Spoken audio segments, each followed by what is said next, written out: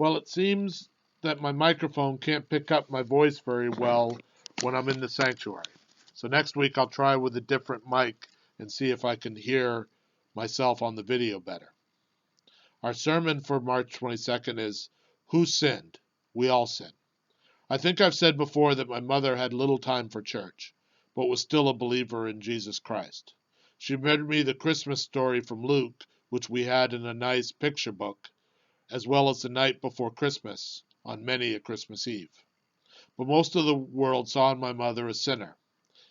My brother and I were reminders to our clan and the town of what she had done wrong. Her brothers and sisters, my aunts and uncles, made our life harder than it needed to be, especially when I was young. They needed to punish my mother for her sin. It's hilarious that my mom got punished, considering what happened in the rest of the family. After all, my mother had followed a family tradition. Her mother had got married while she was pregnant with my mom, and she had had 2 children before my mother with another man, but that man was never mentioned in family lore. I asked my Aunt Etta about him once, and she denied knowing anything about him. The only difference, it seemed, between my grandmother and my mother was my mother was smart enough not to marry the no-good men who she had children with. And after my mother had me, many other women in the family also had kids without being married. But still, my mother was the only one ostracized.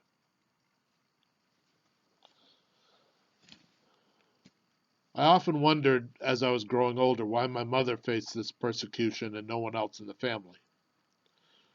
It was, I think it was because they didn't heed one of my mother's favorite sayings. There but for the grace of God goes you or I. It would be nice if we kept that saying in mind. Then the disciples would not have asked in our reading today, Rabbi, who sinned, this man or his parents, that he was born blind? Because they know Jesus would answer, there but for the grace of God goes you or I. Asking who sinned is trying to find someone to blame. We want there to be blame. We want there to be a reason for that bad thing to have happened. That way life makes sense. Why are we who are alive in 2020 suffering with coronavirus and COVID-19 when nobody in the world had any trouble with a pandemic for 100 years, since the Spanish flu of 1919? We want blame. Because if we have blame, then it's their own fault, and we are not obligated to help. See, if we can place blame, then there's a moral character to this tragedy. And you shouldn't help immoral people or evil people. You should only help good people. And if we can find a reason to blame people for what's happening, then all's good. We can take it easy. See, helping is much harder than blaming. Because you blame, and then you forget about it. Helping, you have to have that person in your heart. You have to think about them and how to truly help. Would just giving them food today truly help?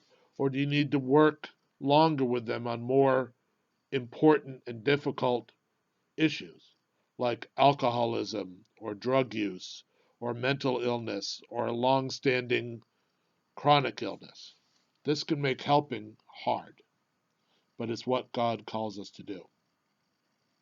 So the Pharisees, like all good people, called the blind man to trial because they'd heard that he had been healed on the Sabbath, and surely no good man would heal on the Sabbath. Now, I always wonder when they started this court case, had they done anything to help the man and his family, or had they just ignored him and let them suffer alone because someone had sinned and that's what caused him to be blind? I think that's likely. And I hope, as people of God today, we don't fall into the trap that the Pharisees fell into, as many good people do, of thinking ignoring sinners is what God would wish. Remember, in this very lesson, Jesus was accused of being a sinner. Jesus is going to be pretty careful about who we call sinners, because he himself has been in that boat. So we need to be careful about that. So anyway, as the court case goes on, it turns somewhat into a Three Stooges skit, as the Pharisee court seems desperate to find somebody to punish and blame for this healing. Not to give joy to God, not to give glory to God, not to say thanks to God for this healing, but to find somebody who did something wrong so they can be punished. And eventually that falls upon the man healed from being blind. They wanted someone to blame and they finally got someone. But did that really help?